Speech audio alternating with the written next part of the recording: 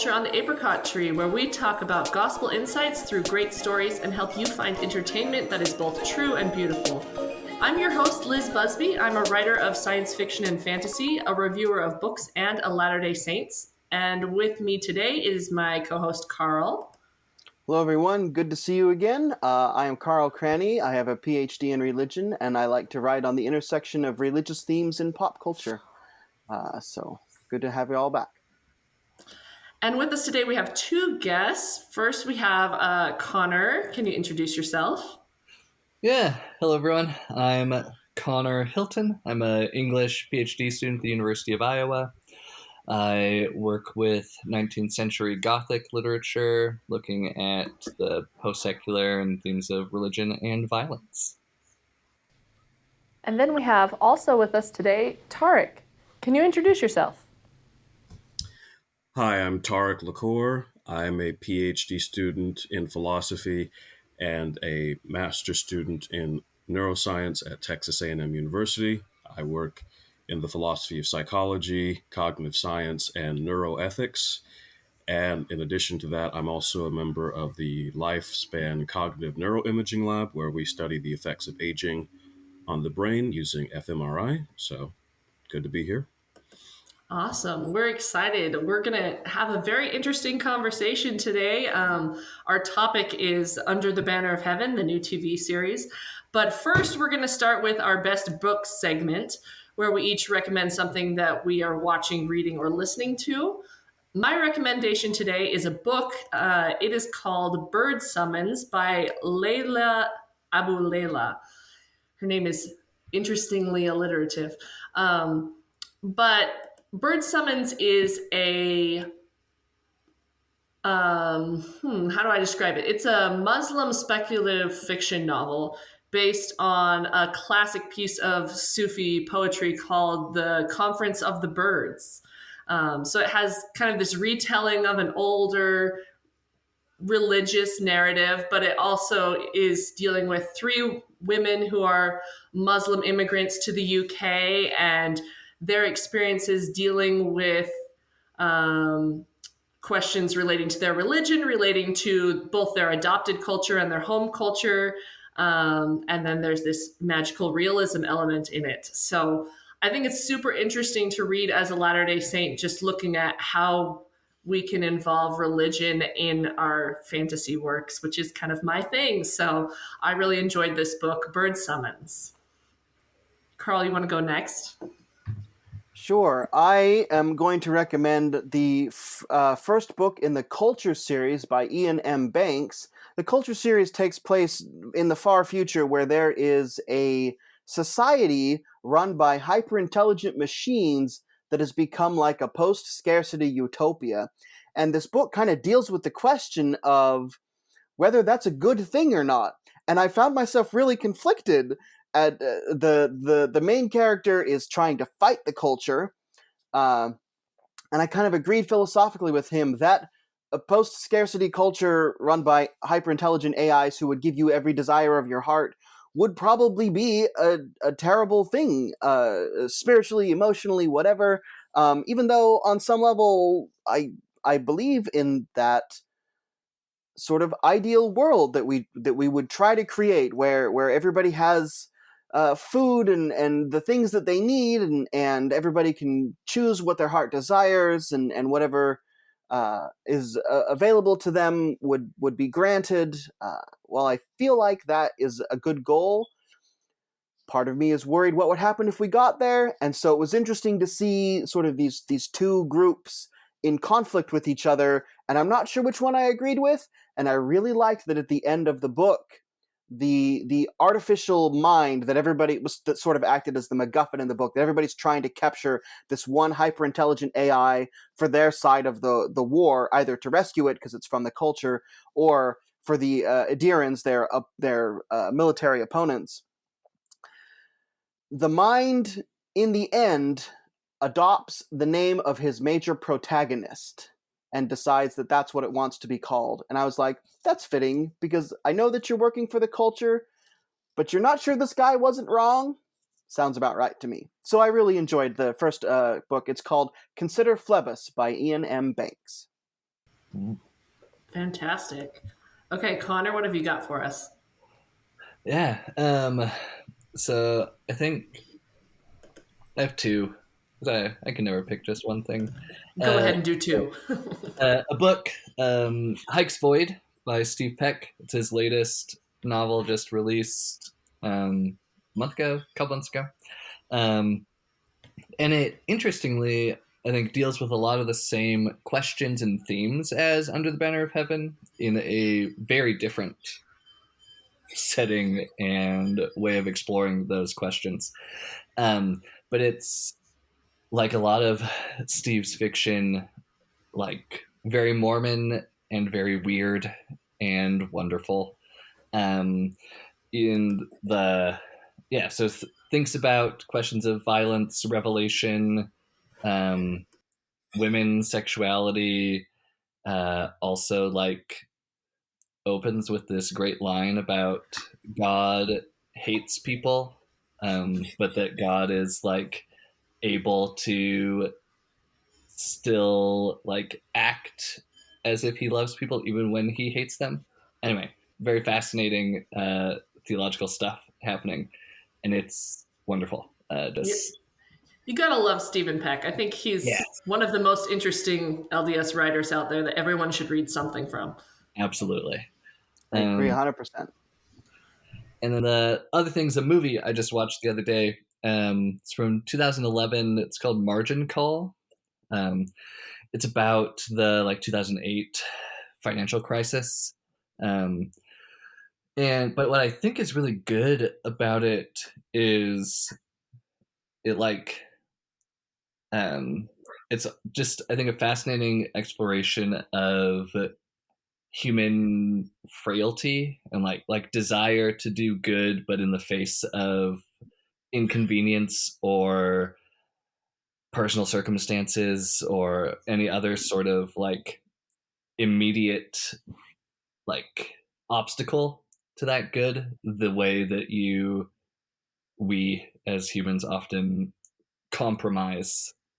And it's uh, I think a wonderful I don't know, I've been thinking about it ever since I watched it. It was one that I like as I watched it I was like, this is fine, but then it just sort of like dug into my brain and I can't stop thinking about what it's doing sort of thematically. Anyway, so people should watch That's it. that's good. That's kind of what I had with Consider Phlebas. I read it and I'm like, okay, that was interesting, but since I finished it about a week ago or so, I haven't been able to get it out of my head. So Yeah, it's really interesting how something that is subpar in some ways will just stick with you. yeah. Okay, and Tarek, what do you have for us? So, my book that I recommended is Natural Philosophy by Paul Thagard. It's part of the trilogy on mind brain that he wrote. The other books in the series are Mind Brain. I forget what the other two are. I'll say those at the end. But so if you've heard the term natural philosophy, that's what science was called up until the end of the 19th century. So when Isaac Newton wrote his Principia, it's called the Principia Mathematica, but it's based on natural philosophy. So there was no division between science and philosophy back then, but now today they tend to separate.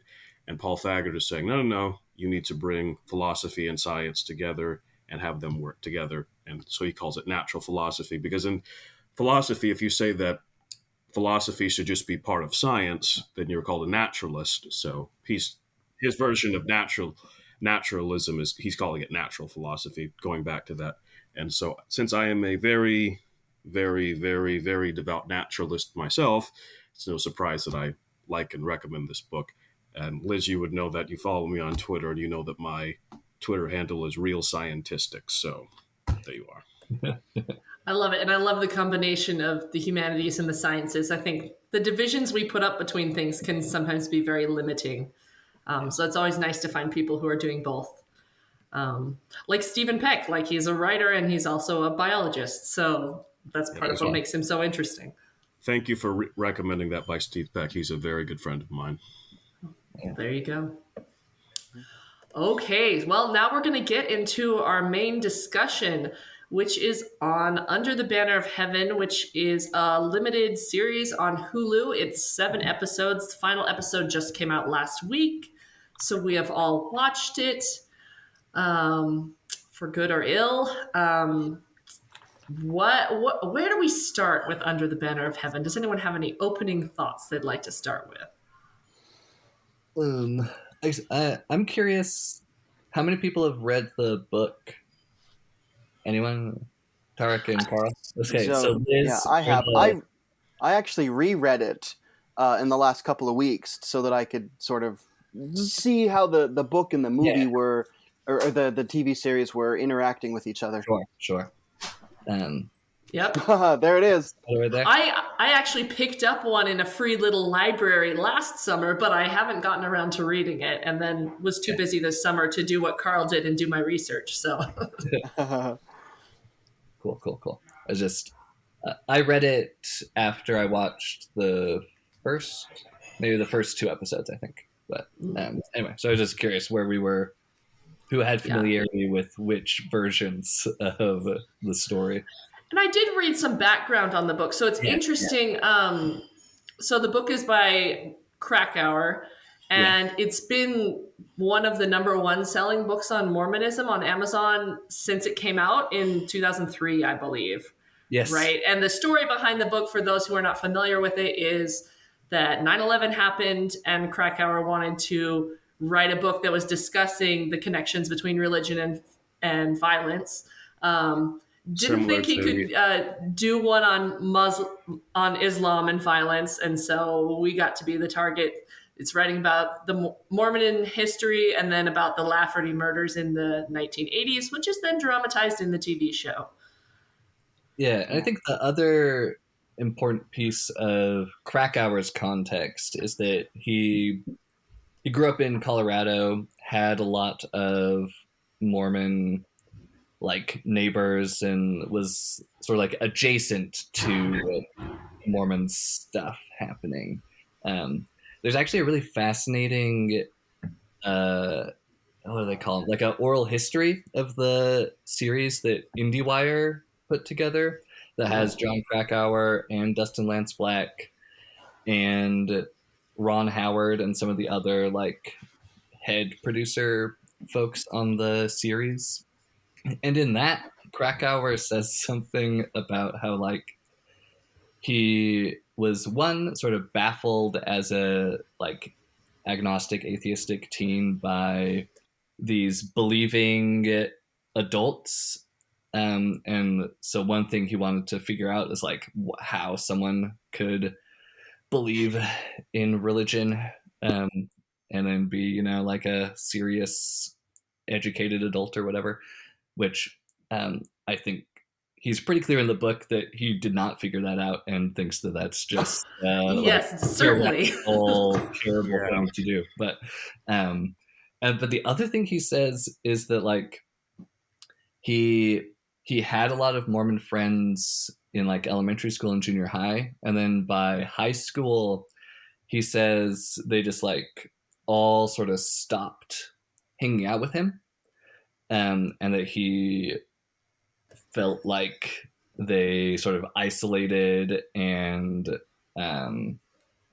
just shunned him basically because he was I think he uses the term ghosted. Yeah, that's right. Anyway, and then the book is sort of this combination of those things, right? The response to 9/11 and then also this personal context, which is just a fascinating, I think, insight to how his personal experiences and how they're framing the way that he's going to be interpreting culture and other elements of the church. Yeah, I think you hit the nail on the head there when you're talking about how he has not yet figured out how one could be an educated and well-informed human being and yet still believe in God. The book is pretty clear that believing in God is crazy, and so everybody who believes in God is basically one revelation away from possibly being a serial killer. And I find that a very reductive thesis. Yeah, absolutely. Yeah. Now, speaking both from perspective as a scientist and as a philosopher, that shows he didn't read very much, because that's pretty silly. Because even some of the best atheists today, who write strong critiques of religion. I'm not talking about the new atheists. I'm talking about philosophers like Graham Oppy, J. Howard Sopel, J.L. Mackie. He's passed now, but who've written long tomes about religion, severely criticizing it philosophically, still will say, yeah, but it's still reasonable to believe in God. It's not obvious that atheism or theism is true. We have to follow the evidence where it leads. And so that's, yeah, if you've said, well, religion is mental illness, as Sam Harris has said, because John Krakauer, as I was reading through it, I was like, you and Sam Harris must have just been like best friends at Stanford back in the day. Right. Although Krakauer is a great storyteller, and it's very fun to read, and I highly recommend it on that basis. But as far as philosophy, I just kept putting my face in my hand, like, oh, come on. No, I would agree with that. He is a fantastic writer. And that's one of the reasons why I think has been one of the top selling books on Mormonism since it came out, is because it's such an easy read. So he uses his tools. He knows his craft well on that front. Absolutely. Yeah. So then it's interesting to see in the TV show. The TV show is an adaptation of the book, right? It's not straight just Krakauer's book. So we have Dustin Lance Black, who's the creator of the show, former member of the church. He's married to a man. He's living in LA. So he has a very different perspective than Krakauer, perhaps, in that he was part of the faith. And so we get this layer on top where in the show we have the character of Detective Pyrie, who's created and is kind of he's not the only created character. Oh, I'm absolutely true. But like he's the main focus of the show, and his relationship to his faith definitely feels a more than a little bit autobiographical. Yeah. When I started watching the show, part of me was like, this is a fairly faithful, the first couple episodes felt like a faithful adaptation of Krakauer. But the further we got down the road, I was like, Black is doing something very different here and telling a more autobiographical story about faith crises and how you deal with a loss of faith and confronting these things. And so I kind of started off calling it like anti-Mormon fan fiction, and then by the time it was over, I was starting to call it ex-Mormon fan fiction, because I feel like that's where it ended up. And that, I think, is one of my major complaints about the show, is just from a TV critic perspective, it never could quite decide what it was going for, and so I think suffered just as a TV show because it never picked a genre and stuck with it. Yeah, I think I'd love to talk about the genre here and what the genre choices do to the story. I think so because in some senses, right, if you want to tell the story of the Lafferty murders, true crime feels like a natural fit, right? Like murder is a crime. But like if you look at like the actual investigation, it was not very complicated, right? Like the Alan Lafferty, husband of Brenda, like had heard the removal revelation prior to the murders taking place, right? So he knew basically like as soon as it happened that his brothers were the most likely suspects. So like you didn't have this whole like trying to figure out who was responsible business that the show like creates. And it's like I think it's like 4 days, right? Between when the murder happens and they like arrest the Lafferty brothers in Nevada, which is mostly was just like due to trying to figure out where the car was or whatever. Like, there's not a lot of Detective work. work happening in like the narrative. So in that sense, true crime feels like the absolutely wrong genre to use for this story, because there is little narrative tension in the actual like investigative detective story, right? So then to create that narrative tension, they do two things in the series which I think are detrimental. One, they use the same thing that Krakauer does, which is they like make it this historical mystery of trying to figure out why Mormonism is like inherently violent. And two, they do the like faith crisis arc, which they tie to the historical stuff, which I think does a disservice to the gravity of what the Lafferty brothers actually did.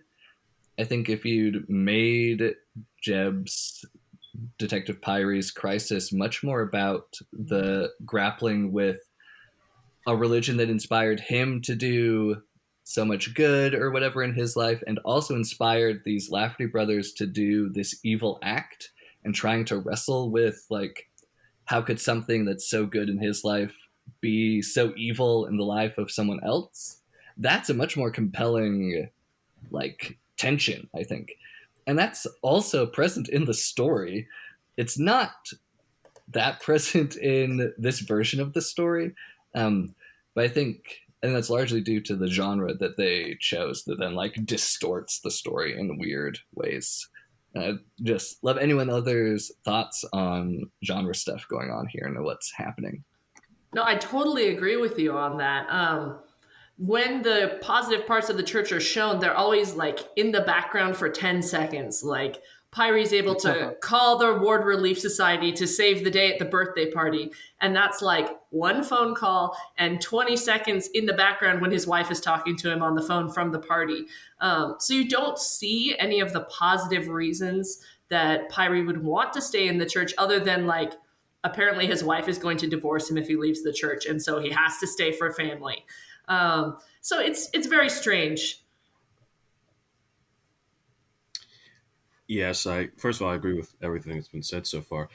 When I watched the first episode, what I thought was going to be the case was, as you remember, Pyrie goes into the Lafferty home, he sees Brenda's body, and he like grabs the wall and falls down. And I thought to myself, is the murder triggering the faith crisis, such as kind of the classical problem of evil? If God exists, if Brenda loved God and was very devoted to the church and to her family, how would he let this happen?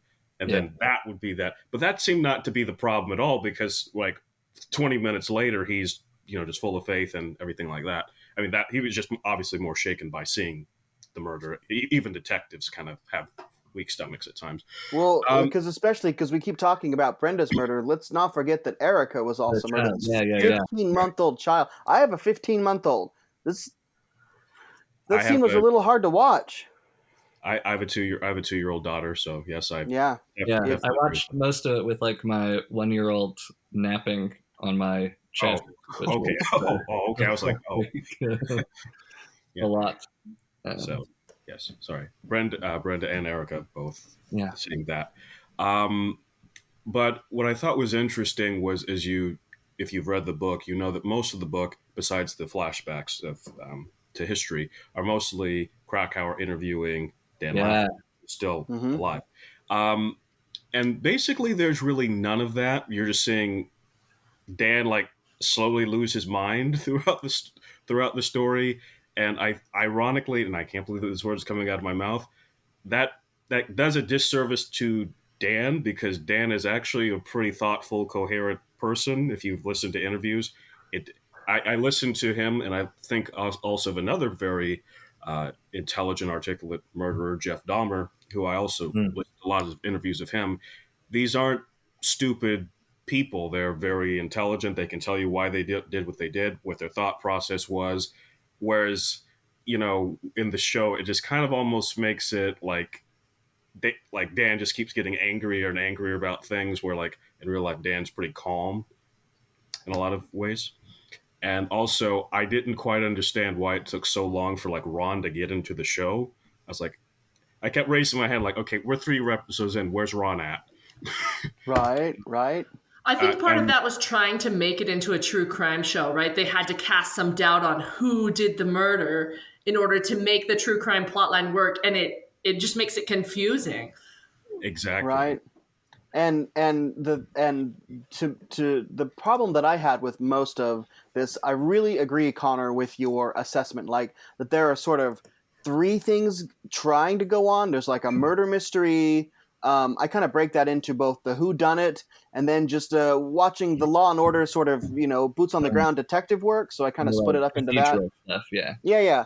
And then there's the faith crisis stuff, and then there's the Latter-day Saint history stuff.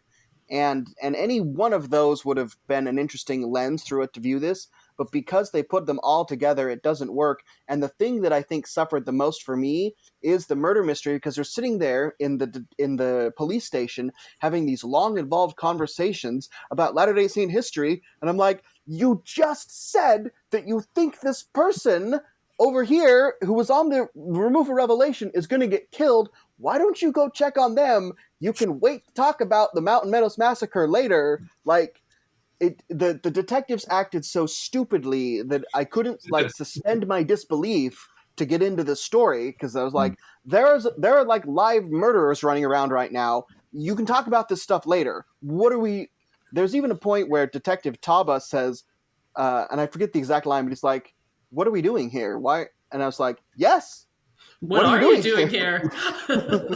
That's also what I thought when they pulled over and Taba takes him to the mountain and says, "Can't you just appreciate this without God?" I was like, Let's have a okay, discussion about atheism right now. okay.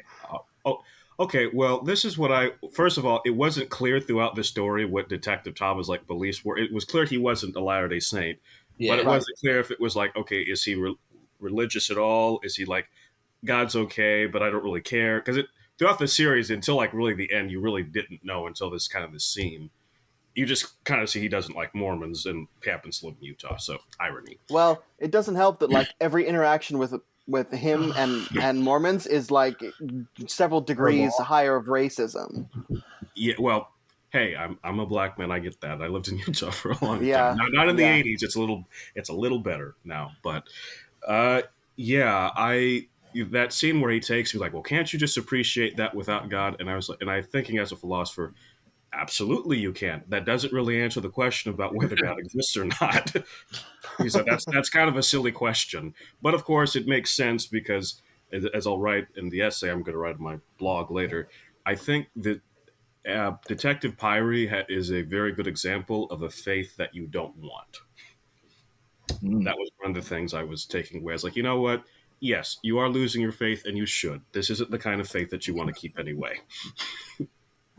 Interesting. Yeah. So if you were given complete creative control, I know this was kind of a question we're going to ask later. Would you have a character like Detective Pyrie go through a faith crisis but come out on the other end, kind of like Dustin Lance Black makes it autobiographical, that he is now sort of left the church, at least in spirit, if not actually having his name removed. Would you maybe like to, if you had creative control, would you do it where he comes out sort of autobiographical on your end, coming out on the faith positive side? That might be interesting. Are you asking me personally? I'm asking you, yeah. If I gave you creative control, what do you think you'd do with that? Well, that would be interesting to see him come out on the other side with a different type of faith. Personally, I'm not sure I really like, and I would say this, I'm a huge Andrew Garfield fan. He's my favorite Spider-Man. But I didn't really see the point of having Detective Pyrie in the show. I was like, I want to see the Laffertys and that kind of thing going on. Like, I was like, as much as I liked him as a character, I was like, okay, this really isn't relevant to what's happening. So it's like you put there. It's kind of like, have all of you seen Pirates of the Caribbean 3? Yeah. Mm-hmm. Yes. When there were so many stories within the stories going on that you didn't remember what the story was. That's what Pyrie felt like a lot of the time to me. Like, okay, interesting, but why is this relevant anyway? But Here's what I think I would do, as someone who reads a lot of Mormon literature. The aspect of the show that I felt was missing, which I commented on in my write-ups for Public Square, is the ward. We do see a lot of like random bishops or authority figures coming up and pressuring Pyrie to not bring the church into it because they don't want to make the church look bad, which I'm not sure I buy is like the primary motivation of a bishop in this situation. But setting that aside, how it was the ward that the Laffertys were in affected by the fact that 2 members of their congregation were murdered?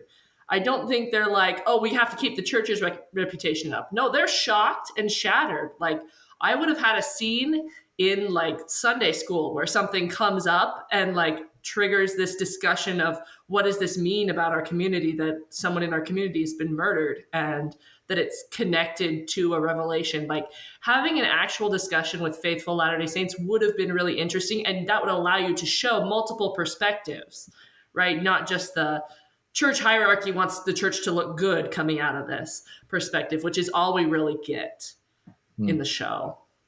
So you want the Brigham City version? Exactly. I mean, I think Brigham City is one of the best Mormon films about Mormons for that reason, that it explores this communitarian aspect. And a lot of Mormon literature, when you read it, is very communitarian because you're, especially in Utah, right? All your ward members are your neighbors. You're all in each other's business. And you know each other really well. And this show gets that kind of wrong, where it seems like, it doesn't seem like they get the idea that bishops are lay members of the ward. They seem more like a professional clergy that would be typical of another church. And maybe that's just a concession to, they're trying to make this for a general audience and can't explain that. But when you've known the guy who's now your bishop for like 15 years and he's like an insurance salesman or a UPS driver, I've had a UPS driver, or like a CEO of a tech company, I've had that as well. Like, it changes your relationship to this person in a way that we don't see in this show. Mm-hmm. And you bring up an interesting point that it would have been interesting to see other people's reaction to the murders of Brenda and Erica. That maybe the funeral would have been interesting, which goes to another criticism I know that you sort of brought up in one of your write-ups, Liz. I forget which one. That the what's the cliche term is, like fridging your women, and that stems from an old comic book, an old comic where like Green Lantern's girlfriend gets killed and literally stuck into a refrigerator so that he can have this moment to change his life. And angsty motivation. Angsty motivation, that we use women as props in the journey, whatever that form that takes, of the men characters. And that felt like that was going on a lot in this show as well. Although I agree that Andrew Garfield and Daisy Edgar Jones, and even what's the name of the actor who plays Ron? Sam Worthington. Sam Worthington, like when they needed to do the moment when Sam Worthington is like walking out of his disciplinary council and he's like sad and happy and free and depressed, like all at the same time. Like, he was doing, all the actors did really good work here, but the script around them, I think, left much to be desired. Yeah. I think the role of women in both the true story and how that is then transformed into the narrative of the show is really fascinating. I think Janin Graham Russell has talked some about how she says like the show's best seen as like not striving for like an accuracy of representation, but in trying to represent like the feeling or vibe that people have in Mormonism, or that some people have had. And I know enough people that are like friends of mine that have resonated with like the vibe of the show that it creates about Mormonism to know that it is speaking to some people's experience, even if it doesn't really seem to be speaking to mine. But I think thinking about how women's roles in the narrative is then being transformed within the show is really interesting. I think, Liz, you've talked some about this with the removal revelation, right? That like in the show they change the list to include the men of the Lows and the other guy. Right. Instead of the Relief Society president, which is the one who was on because she supported her getting a divorce. Which in the show, she's portrayed exactly the opposite. She's like, no, Diana, you can never get divorced. You need to support your priesthood holder, which is interesting. Yeah. I think the show is really interested in patriarchal violence, right? Like it's committed to this sort of like Mormon adjacent, ex-Mormon, whatever, like folklore vision of like the story, and that it's then bending, as I think like Doesn't Let's Black says, right? He wants to bend the truth, like see how much he can bend things until it breaks or whatever, which is fascinating. It broke a few times. Yeah.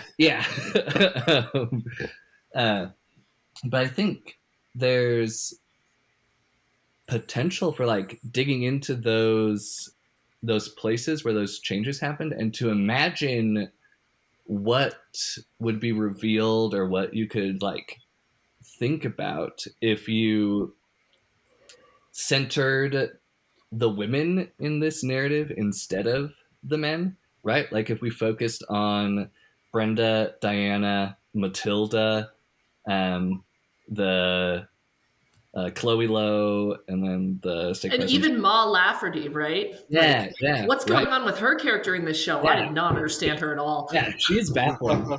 Because like Matilda has these early moments where she's like seems to be clearly receiving revelation, inspiration in a way that is pretty complicated, I think, for what the show's thesis is about Mormonism being inherently violent and evil.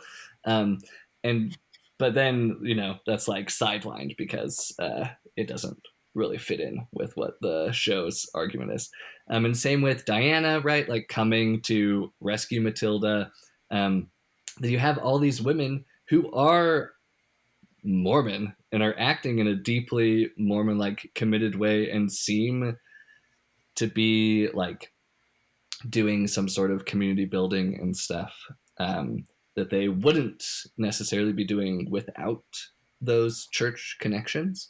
And thinking about what that does if you put that alongside the like patriarchal violence of the Laffertys, right? Like, how does one thing inspire both these women to reach out for and care for each other and like this evil patriarchal violence, right? Like, what do you do with that coexisting?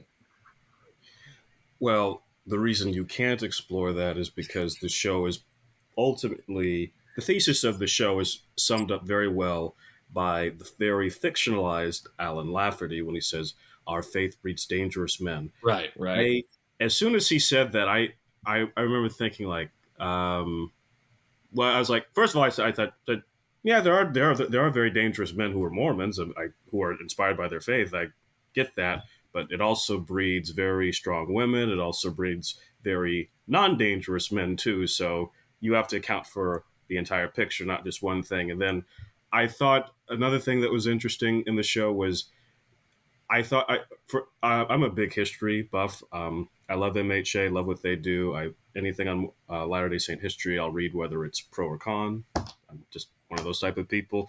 But I always kept thinking like if that was the thesis, like some of the flashbacks were kind of undercutting the thesis a bit. Like, for example, it starts with the first vision, and I was like, that has nothing to do with violence. I'm like, this is like the most anti-violent thing. It's like that God loves Joseph Smith and is forgiving his sins, and then like Joseph and Emma working together and like being violence against your beliefs. It's like, okay, where's the only thing where I directly connected Mormonism to violence were when they showed the now taken out temple covenants, which in the last episode they kept showing Dan Lafferty kept doing the sign of cutting his throat.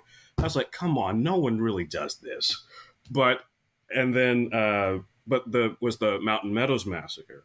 Mm. And the reason this is touching to me is for two reasons. First of all, one of these show's helpers was Lindsay Hansen Park. She's a good friend of mine. Yeah. And she wrote on her Facebook page after the day after the show, like, well, no one really knows what happened at Mountain Meadows, or we don't have the full story. To which I thought, okay, so why did you show it this way then? Because it seems like you know exactly what happened. I certainly wouldn't have gotten the idea we don't know what happened. It seemed like everyone who was recanting it knew what happened. But the other reason it's close to my heart is because John D. Lee is an ancestor of my wife and my daughters. So very so have a little bit of a personal connection to that one. Yeah, so I feel like the show suffers from having a thesis. Like, it has this point and it wants to prove it. Instead of being an exploration of an idea and being open and being able to show things that contradict that thesis, instead it has to change everything because we need all the evidence to line up on our side, instead of being an open exploration of everything that Mormonism can inspire, good and bad. We need to only show the bad because we're trying to prove a point. And I think it could have been a really excellent show for opening up these questions and saying, oh, when does religion lead people to violence? And how can a religion work on minimizing that so that it can have a positive impact on the world, right? Because as religious people, we all have this question. We want our religion to be a positive space. We want to stop things like abuse in the church. We want to stop racism in the church because we feel that the church is positive and we don't like these parts of it. But the show doesn't ask the question, how can we eliminate these parts? They say, because religion has these parts, we should get rid of religion. Like, religion is bad because it has these parts, rather than how do you deal with these parts and help improve religion? Yeah. And the manipulation of LDS history in pursuit of that end, I think, was one of the parts that was egregiously just terribly incorrect. I mean, Krakauer, there's some historical issues with Krakauer's book, but oh my goodness, some of the stuff that they postulated in this TV show is like QAnon level, like tinfoil hat wearing conspiracy theory craziness. Like, I was Brigham wondering. Young did. Sorry, go ahead. I was wondering if Denver Snuffer had been a co-writer, because when they started doing the Brigham Young killed Joseph Smith, I was like, all right, now you've gone too far. Right. As an African American Latter-day Saint, I have lots of problems with Brigham Young, and I, as well as being a great admirer of him at the same time. That happens with a lot of people I admire. But right, complex relationship. Yes, I have a complex relationship with him, but that man loved Joseph Smith with everything he had. That was just egregious. His last words were literally Joseph, Joseph, Joseph. Doesn't sound like a guy who kills you to do that. And then the other part of it was they kind of showed something accurate, that Joseph Smith was practicing polygamy before they went west. And then somehow Pyrie gets the idea of, did Brigham Young leave to go to Utah so he could practice polygamy without being persecuted? I was like, no, they were already practicing. It was like, it's not you move to do that. And it's not like he had a choice. Like, they had to leave. There was no option. I was like, you remember the part when they were like burning everybody's house down and said that they would flatten all of Nauvoo? It's like that. It's like, it's move or die. It's not polygamy, my friend, or just that. I can't believe I'm going to say this, but in defense of that moment where Brigham goes, what they had here is they were juxtaposing sort of Emma's story with the story of the various women in the Lafferty clan, where she is trying to get Joseph to back away from polygamy. At least it's implied that she was. And her real relationship to polygamy is kind of on again, off again. Sometimes she seems in favor, sometimes not. She's complicated as well. But Brigham, it seems that the way that the TV show is portraying history, which again is tinfoil hat wearing craziness here, but they were consistently making this point that Brigham wanted to do polygamy, and in order to do that, he had to get Joseph out of the way because Emma was pulling him back. And it's not entirely clear in those episodes. I think they could have done a better job of writing this alternative fact version of Latter-day Saint history. but they were trying to both portray Emma as someone who was deeply hated polygamy always, which is not true, so they could have Brigham murder Joseph so he could just go be a misogynistic prophet out in the desert with all of his followers. And I think that at least that was consistent, even though it was consistently wrong, if that makes sense. Yeah, I mean, I think the other piece that's potentially at play here, right, is that there are people that do believe that Brigham, like, conspired to kill Joseph, right? Like, that is a belief that people have. It is not a historically based belief.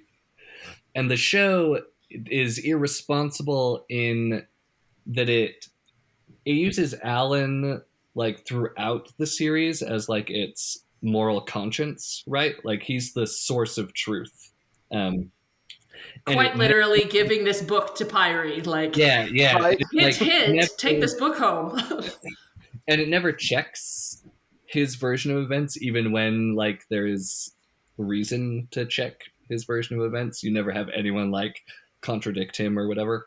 And so I think if they could have more, like, effectively conveyed that what Alan is telling in any given scenario is, like, one interpretation of history, especially in this moment, right, when he's, like, spewing this conspiracy theory stuff.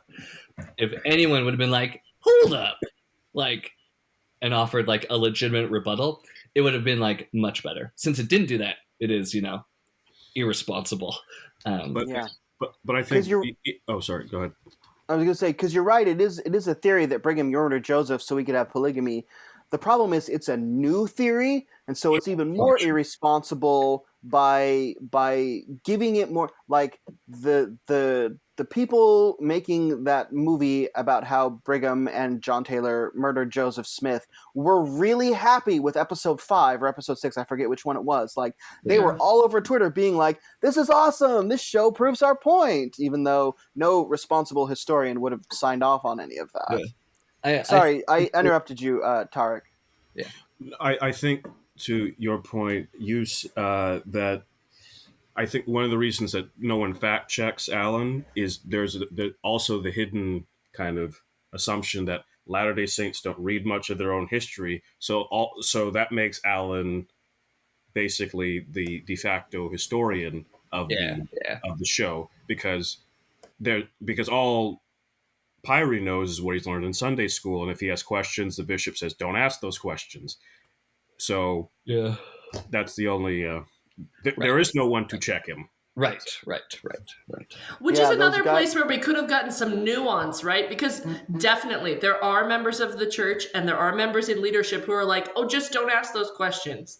There are people who do not want to read the history, who are not interested in that. But in every ward I've been in, there are people who read the history and who stay. And so, like, painting all of the LDS faithful members with this broad brushstroke of none of them read their history because their faith could not withstand reading their history does a disservice to how the Latter-day Saint community actually is about history, where that is one part of it, but not all of it. Yeah, I think. Well, to be fair to Dustin Lance Black, he left the church when he was like 14, back when this caricature of the church was probably more true, certainly, than it is today with the Joseph Smith Papers Project and the Church History Department in Salt Lake City and the Church History Library. And the fact that, like, the book that they said was, like, missing from the BYU shelves, I went and looked up, like, it's there available on the Harold B. Lee website, just that you can. I'm sure the PDF wasn't available online in 1984, obviously, because there was no internet in 1984, but the caricature was wrong then, and it's certainly more wrong today. And it just shows that I think Black hasn't sort of updated his view of the church since he left it when he was a teenager in some important ways. Well, and I think, I don't know, there are a lot of people I know that still have experiences like that in the church, where they either the wards they're in or the families they're in are like pretty resistant to digging into history, especially anything that seems like to deviate from a sort of like old school standard narrative, whatever. Anything that's complex and difficult, Yeah, right? yeah. And that obviously, I think the church as an institution is doing a lot to be much more transparent than they have been, which is great. I think they could, do even more, and they should. And I think the BYU stuff, right, is pretty interesting. Because obviously, it's like a point of accuracy, it's just wrong. Like, and even in the like the real version of events, right? Like Dan finds the peacemaker, whatever the like polygamous pamphlet in the BYU library. Like in the history, that's where he finds it, which is fascinating. But I think for the show's like simplified version of events, right? Like BYU is just part of the like institutional apparatus, which it has to portray as like flat and like antithetical to education or whatever, which is, serving its purpose, but is obviously not accurate in what it's doing. But As we're speaking about Dan Lafferty, like diving into fundamentalism, I love the scene where he goes to that fundamentalist compound because he's helping to build something. And he said, "Hey, you guys don't like paying taxes either because you don't." I was like, Dan, they live the law of consecration. They're not exactly against government taxes. Like, this is probably not, these aren't exactly your people. And I loved how they looked at him like, just do your job and leave, man. I was like, bravo. That's actually how they would have reacted. So that was good. Right. But yeah, I think Connor's got a good point that this show does portray everybody as fairly flat. We don't have a lot of complex characters. There's just kind of one note for each person because it is a thesis-driven show rather than an open exploration type of show.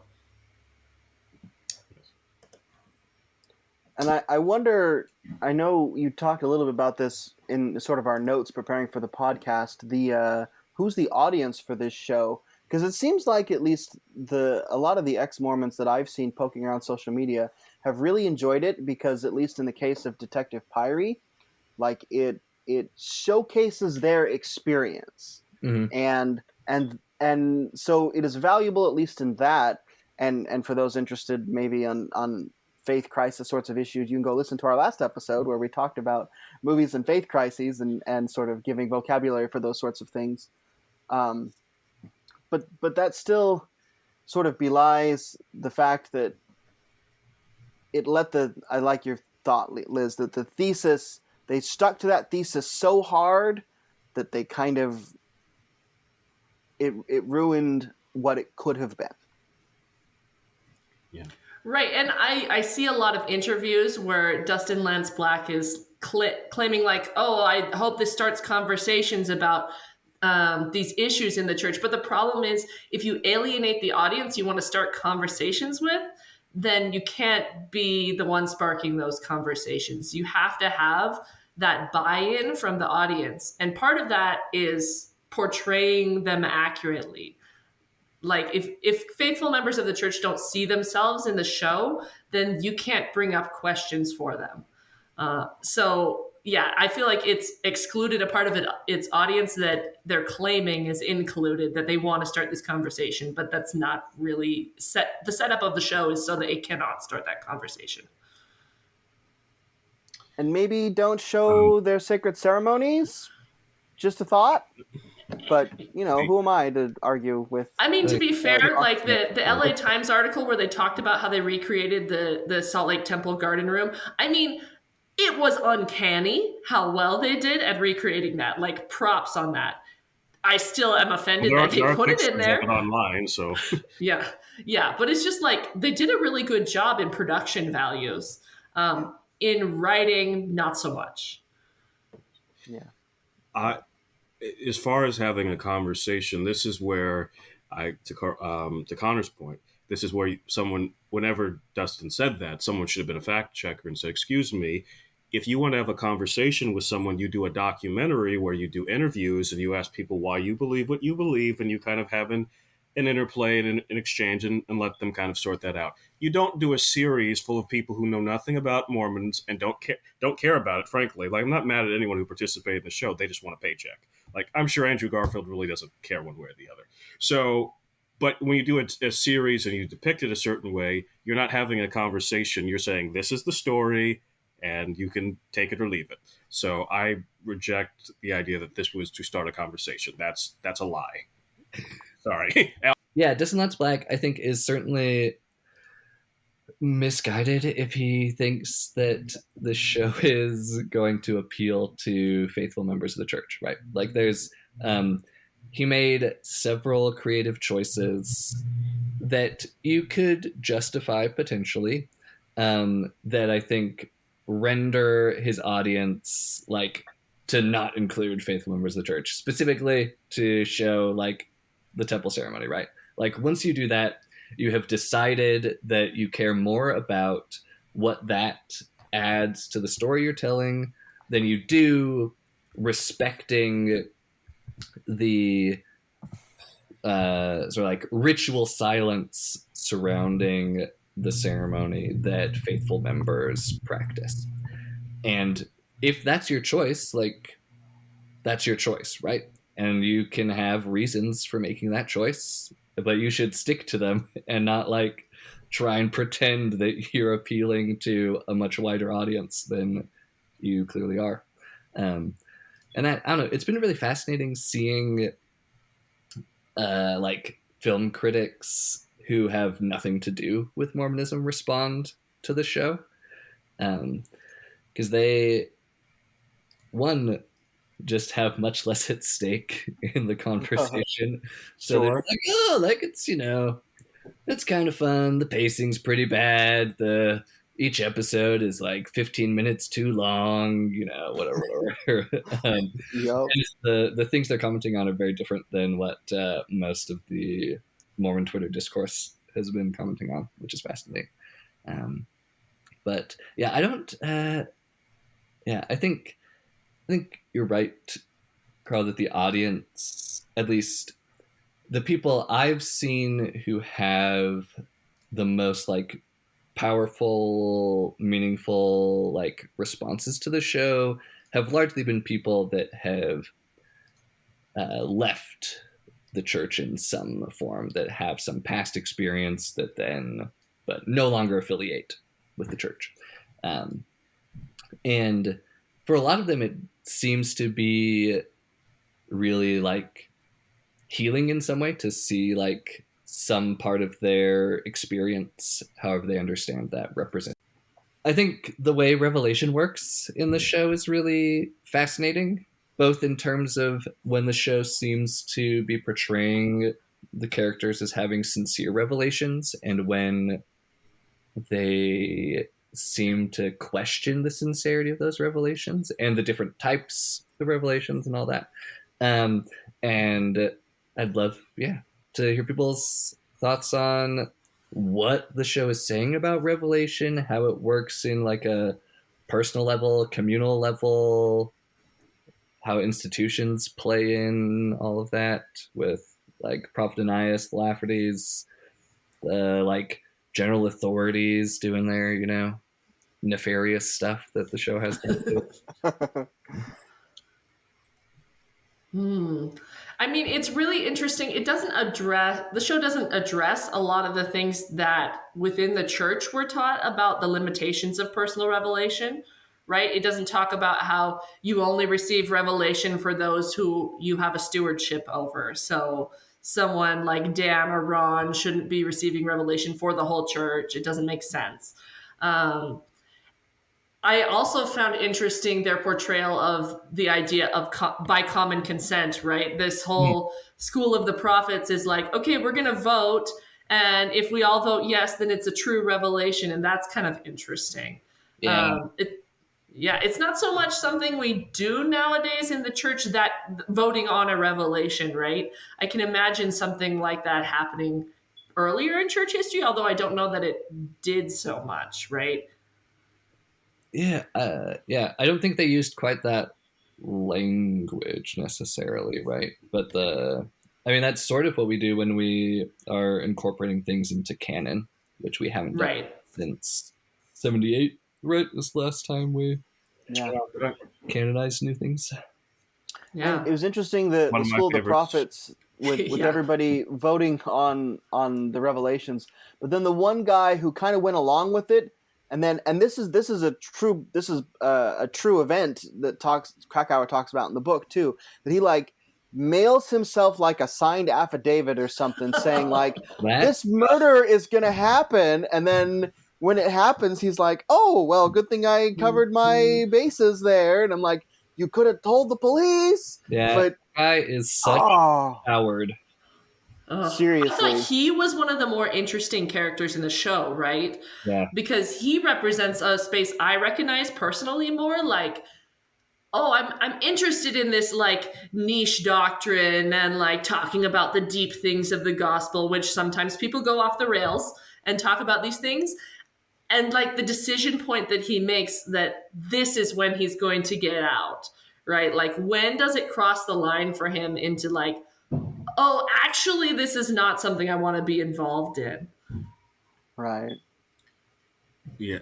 Yeah, that is a very, and yeah, that guy was just very, very strange.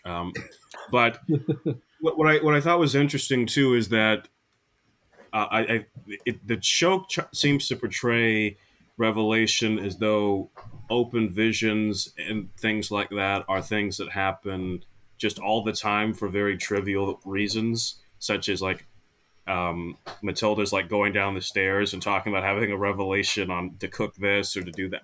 And I was like, that's not how. Or my favorite, of course, is when Dan and Brenda are having this conversation about how Dan had a vision about that he needs to be the sheriff. I was like, yeah. I was like, Dan, you don't really need a vision to do that, and most of the time, visions are few and far between. So you having them like all the time should tell you your and Joseph Smith's experience is a little different. But yeah, I thought that was interesting as well. But Prophet Onias, I got on my nerves a little bit because of the whole him bringing up the like he's the most fundamentalist of the people in there, and of course he has that really sharp dig at black people, which I was like, of course we can't go without that. So I was like, but what was awkward about it was okay. First of all, yes, the church has a very complex relationship with racism. But what he said is like I thought like okay, but even fundamentalists don't believe what you just said, where he says that black people come from like white people having sex with animals. I was like, yeah, I was like nobody believes that. Wait, Yeah, I was like, I've heard a lot of weird church stuff about race, but not that one. I was That like, is new. I went and got all my fundamentalist books after that because I remember them. I was like, yeah, nobody ever said that. Don't know where you're getting that from. So, but Oh. That's sort of why Krakauer is sort of removed from faithful and intelligent religion by 1 degree, and this show being an adaptation is like 1 degree further than as an adaptation of Krakauer is 1 degree further. So we just have to take everything up to another level. So now we're 2 standard deviations away from an intelligent conversation about religion. So, yeah. And I think this brings up the point that it is interesting to make a show about something that happened in the 1980s and then say that show is offering a commentary on the church today, right? Mm-hmm. So much has happened in the past 35, 40 years since then. Back then, the church was a lot more defensive about religion or about history, right? And a lot more restrictive in access to things. And there were some issues at BYU with scholarly freedom of speech, right? And there still are, but the nature of those issues has progressed 30 years and changed a lot. And like you said, a lot more history is available, and the church has put out its own book that was called Really Accurate on the Mountain Meadows Massacre. And so there's been so much change that the question is like, why tell this story again? Well, and I think the story is much more relevant to America today than it is to the church today necessarily. That is true. Yes. Like, I like definitely felt some uh, Trumpy things in there. Like, yeah, like I think if we're really interested, well, I think as a country we need to like try and grapple with and think about like sort of fundamentalist violence that has religious orientation, right? Like there's a rise in Christian nationalism. The January 6th stuff is like a form of fundamentalist religious like insurrection, you know? for Um, sure. and I think this story could be used to shed light on that sort of stuff happening in America more broadly. Um, and that I think is maybe one of the ways that it like interacts with our present compared to the like post 9/11 world that Krakauer is thinking about. I definitely agree with you. Like, I felt some of that in the early episodes, especially like everybody's seen that relative or that ward member who just starts going down this rabbit hole, and you're like, I have no idea how to stop what's happening to you, but in about 3 years, you're going to be off a cliff and you'll be out of the church. And I can tell that already, but how do I stop this? Like, and that is not addressed at all, right? In this show, No. this is Well, not really having a conversation about that. yeah, and I think that's a question the show sort of like skirts around, but is like, what's our communal responsibility to each other to people like that, right? And I think if you structured the show the way that like Liz you were talking about, where it's like about the ward or stake communities, you would like get it some of that, right? If you have this family that just starts to like disintegrate, right? Um, and then the institutional response is like, oh, we're going to excommunicate these dudes. And they're going to like, did try, right, to like help the women sort of get out of the situations as well. But like what, obviously excommunicating the Lafferty brothers did not stop them from like embracing further, more radical, fundamentalist, violent beliefs, right? Well, because when you do something like that to those people, it just proves their point that Right. they are part of the persecuted minority. Yeah. Even the church is in on it now. Right. So what do you do for people like that? How do you either reach out to them or like protect other people from them? Yeah, Turk. So let me ask a question here of all of you before I ask get into that answer. Are all of you uh, lifelong members, or are some of you converts? I'm a convert, so Raised in Provo. okay. Well, Lifelong, yeah. you're from the Yep, mothership. family Then lines through Nauvoo. So, yep. okay, Yeah. so I'm the only one without the fame. I'm just the guy who's married to the woman with the famous Mormon relative. So I think a lot of this comes from the fact of, and I'm speaking as a convert, Latter-day Saints don't, and this is some place where I do agree with Black and Krakauer, is lots of Latter-day Saints don't really know history, or beyond like kind of a Sunday school level, not as interested, and we don't really talk about it. So I think the Yeah. best way to prevent fundamentalism is to talk about it openly. These issues, they have to be part of the general conversation Yeah. of Sunday school, of our family home evenings, of those types of things. Now we're starting to do that. For example, President Ballard, I think it was 2 years ago, when he gave a talk about Joseph Smith, he used all four versions of the first vision. Mm-hmm. So that's a very good thing. So, but the church does it. There's certain issues, and I think plural marriage and racism, which are very ironically very intertwined in the fundamentalist community, are issues they just prefer not to go down that road because they're like, okay, I don't. If we talk about it, could we get another Dan Lafferty? It's like you're going to get those people anyway because that's just going to happen. There's always going to be some type of fanaticism. But I think if this is an open conversation, that then no one is going to say, well, I mean, it's not something that's hidden. It's not something that people need to go form groups about. I mean, because people often bring up this, especially members who have left the church, like, well, the church discourages meeting in groups to discuss these matters. And I said, and I always want to raise the point of, do you know why that's the case? Because when people do that, they often become fundamentalists. That's something that Leonard Arrington was often writing about. Was like, yeah, he's like, we got a problem is people keep going in the archives and they keep becoming fundamentalists. So we kind of have to discuss the history openly, or this is going to keep happening. Because at least among fundamentalists, they just embrace the history of what's happened, where it's kind of like we're seemingly somewhat embarrassed about it. You know, I don't know why, but again, I'm not a lifelong member, so I don't have the cultural thing going for me. I'm really not culturally a Latter-day Saint at all. So But that's I think all three of us agree with you on that point. 100%.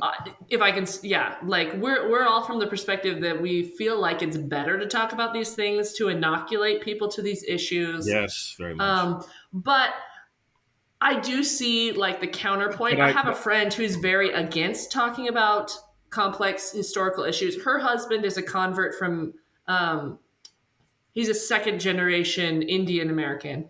And so some of the complex historical things she feels like are very confusing to him and can be damaging to someone who's just starting in the faith. Like if you're an investigator of the church, you're coming to church with the missionaries, and then you go to Sunday school and they're talking about these really difficult historical issues like polygamy or the official declaration too, right? If we're talking about those things, you can talk about it, or the I internet can agree. talk to them about it, but the issue is going to be discussed anyway. So I 100% agree, but I've seen her perspective where she feels a lot of anxiety, like talk about it somewhere else. And the problem is there isn't somewhere else.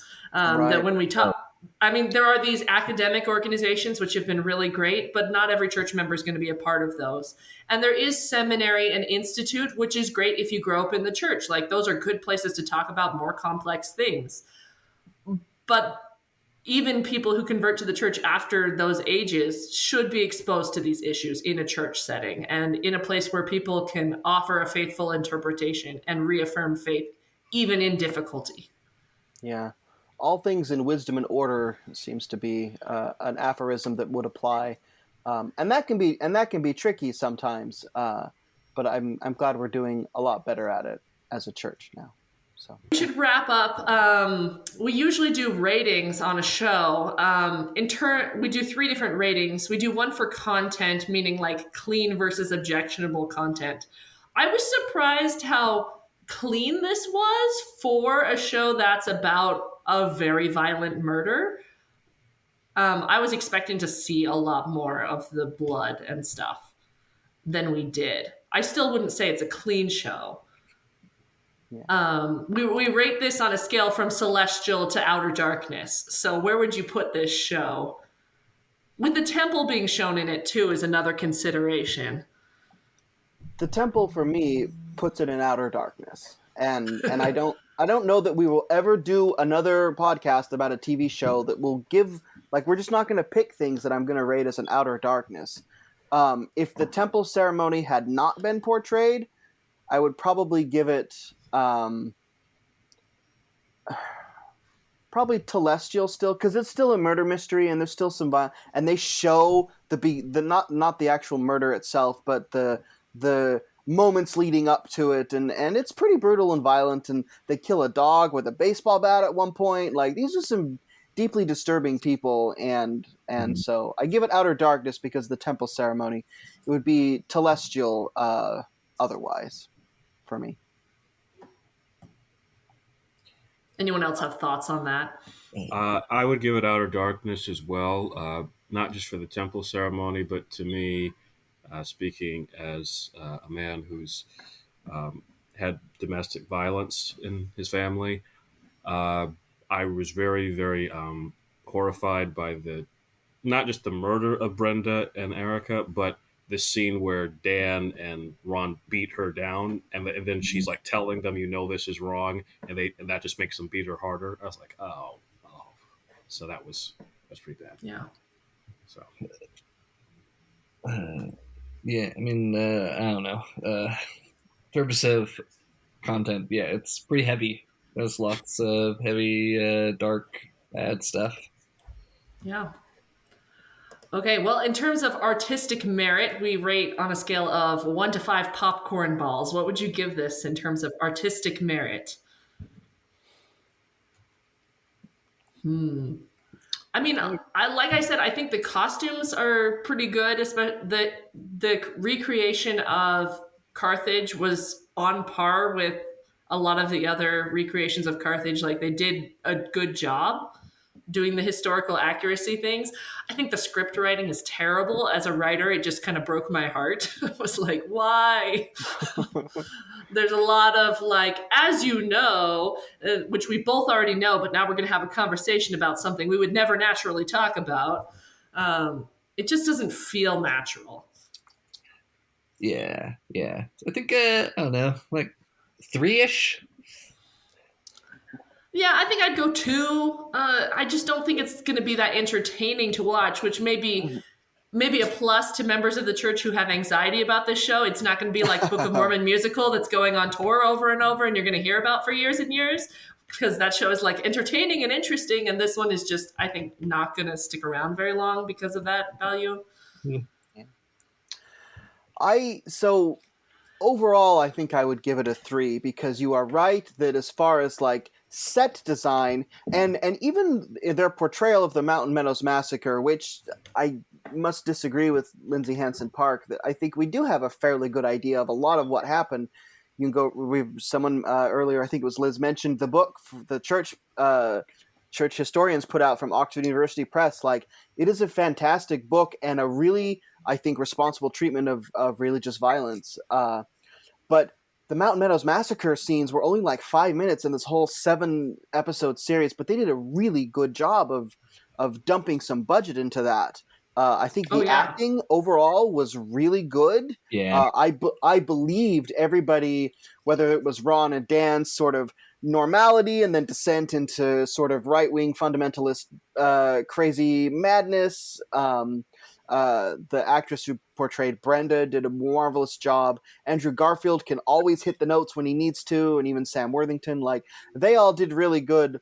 I agree with Liz that the writing and the overall structure and pacing of the show is where it's really weak. I would give it 4 or even 5 popcorn balls if we were rating it just on how it looks. But because the writing was so bad, although I do have to give a shout out, I went and looked it up. Brandon Boyce wrote episode 5 and helped with episode 7, and those two I think were much more well written and tighter, and things made more sense. So they should have had him write the whole series. But so I'm going to give it 3, but that's an amalgamation of the bad writing and the really good use of budget on production values on every other front. Does that leave me? Yes. Well, first of all, about that Mountain Meadows Massacre book, they're coming out with a second one, so stay tuned for that. Yep. So I would give it probably about a 4 as far as set and everything. I thought it was very well done. I could very much tell. I'm like, oh yeah, I'm in the 80s right now, or oh yeah, I'm in the 1800s now. And I also loved how, as it progressed through Joseph Smith's life, you could see like how he's rising from this farm boy to, at the end, he's the mayor of Nauvoo, leader of the Nauvoo Legion, and looks, almost presidential. As you can like say like, yeah, I could see this guy running for office really soon when he and Emma have that very dark conversation. But so I give it a 4. All right, and then our final rating is on, well, typically we call it gospel connections. How about we say like opening interesting questions in this case? Because I don't know that you're going to find a lot of strong gospel messages in this one. We rate it on 1 to 5 apricots. I'll give it. This will sound awful. I'm going to give it a 1. I don't think it raises any real questions. It doesn't seem to, because it's not asking.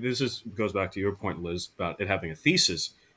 If you have a thesis, you're saying, well, I have the answer. It's not an open questioning kind of an idea. So I don't think it raises anything that hasn't been raised for a long time, and lots of books and serious conversations have been had. So I don't think it raises anything new on that front. Although I will applaud it on this last point.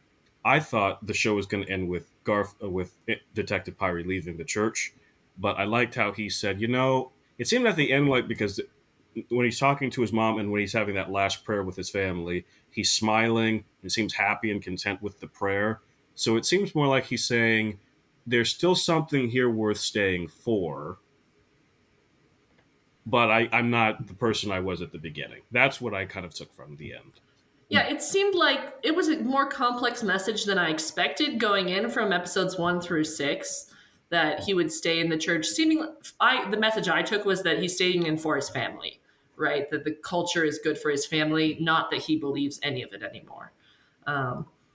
It does leave it more ambiguous than I thought it was going to leave it. I kind of agree with you in saying that while there's a lot of potential that there could have been interesting conversations, the show as it is doesn't raise them necessarily. I probably would give it a 1 as well, just in terms of I feel like it could have been better executed. It could have brought these questions, but most of the questions we ask are in spite of the show rather than because of it. Yeah, I mean, I don't know. It's fine to be more generous than I have. Yeah, so I think, so I think absolutely agree that the thesis of the show is reductive and ham-fisted. But I do think that even as the show is trying to prove that like reductive ham-fisted thesis, it opens up a lot. There's a lot of moments of the show that don't really fit with the thesis, that if you push on them, like explode into new, interesting, provocative questions, which is sort of like what I've been trying to do the whole time we've been talking. Which we appreciate you for being on here and doing that for us. And that's definitely like my sort of literary training coming in, is like, that's, how I approach most texts, is like finding the interesting stuff, whether it's what they're focused on or not. So I don't know. I think like